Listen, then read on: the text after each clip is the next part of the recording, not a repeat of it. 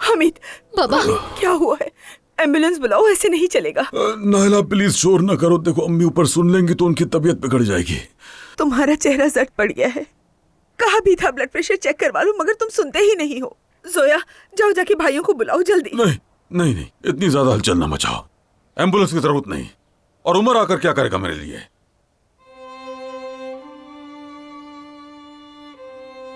मैं कॉल करती हूँ। जल्दी सफिया। 140 और 80 है। अरे घबराए नहीं, डरने की कोई बात नहीं है। शायद लींबू पानी से फर्क नहीं पड़ा। मैं जाके इनकी दवाई ले आती हूँ। मैं भी अभी डॉक्टर को कॉल करती हूँ। सुनो नायला, बैठ जाओ, रुको, घबराने की जरूरत नहीं है, डरो मत। क्या मैं अपनी प्यारी बीवी को छोड़ के कहीं जा सकता हूँ? मोहब्बत हो तुम मेरी। बच्चों की खुशियां देखे बगैर मुझे मौत नहीं आ सकती। अरे अमीद, ऐसी बातें ना किया करो, ऐसा मत करो। नायला क्या हुआ, रो क्यों रही हो? कुछ नहीं हुआ। हाँ दो सफिया दो, मेरी बीवी को भी गोली दो।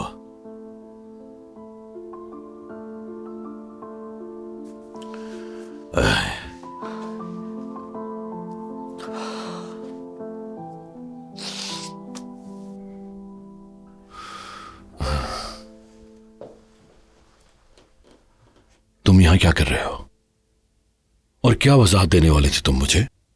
हाँ, बेहतर है कि तुम हमारे मामलात के बीच में ना बोलो। मुझे और आयजा को अकेला छोड़ दो, जाओ यहां से। महमद, मैं कहीं नहीं जा रहा। तुम्हारे सारे सवालों के जवाबात मेरे पास हैं, तो इसलिए सब कुछ तुम एक एक करके सुनोगे।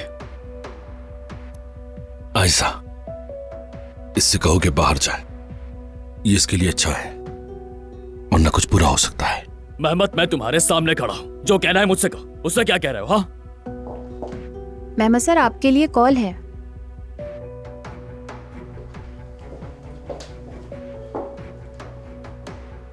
तुम इससे क्या कहोगे उमर? अगर तुम दोनों की लड़ाई हो गई और कुछ हो गया तो मैं क्या करूंगी? तुम क्या कहोगे महमद से? डरो मत आयशा, मैं उससे वो बात करूंगा जो उससे बहुत पहले सुन लेनी चाहिए थी, कि एक दूसरे से मोहब्बत करते हैं हम। उमर, महमद पागल हो जाएगा। मुझे कोई परवाह नहीं। महमद सबको जाकर अपने मुंह से कहेगा कि तुम दोनों के दरमियान सब कुछ खत्म हो चुका है। अगर उसने ऐसा नहीं किया तो मैं उसके सारे गंदे खेल, ब्लैकमेल और धमकियां सबके सामने ले आऊंगा। उमर, जोया ने कॉल करके बताया है कि चचा की तबीयत काफी बिगड़ गई है। तबीयत बिगड़ गई है? आई आई आई आई आई, ये तो कमाल हो गया। बेटा तुम्हारे हाथ सलामत रहे।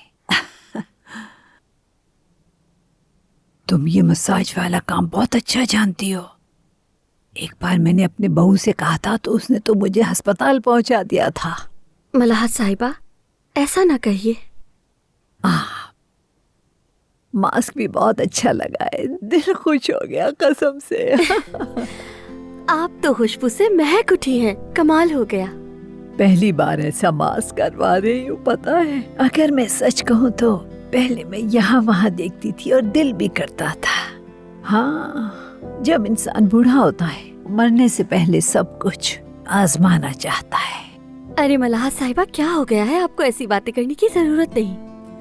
पता है, जब भी आप ऐसी बातें करती है ना, मुझे बिल्कुल भी अच्छा नहीं लगता। तुम्हारा बहुत शुक्रिया जुमाना बेटी। मैंने क्या किया? तुम्हारे किए कामों के लिए नहीं, तुम्हारे रवैये के लिए। इसलिए कि तुमने मुझे निकम्मा महसूस नहीं होने दिया। इसी बात का शुक्रिया कह रही हूँ। मेरा हमेशा ऐसे ही रवैया रहेगा। नहीं नहीं, ये और बात है। हाँ, देखा जाए तो मैं भी कम नहीं, मेरा मिजाज भी सख्त है। तुम्हें मेरा नाज भी उठाना है और दिल से मेरा पूरा ख्याल भी रखना है। कोई नहीं करता है, ये जानती हो। तुम मेरे लिए मेरी साथी बन गई हो। मलाहत साहिबा, आपने इजाजत दी तो मैं ऐसा कर पाई हूँ। और देखिए, हम दोनों एक दूसरे से कितना मिलते जुलते हैं। हमारी सोच भी एक जैसी है, इसीलिए। हाँ बेटी। हाँ। रुको, एक खीरे दोबारा लगा लेती हूँ।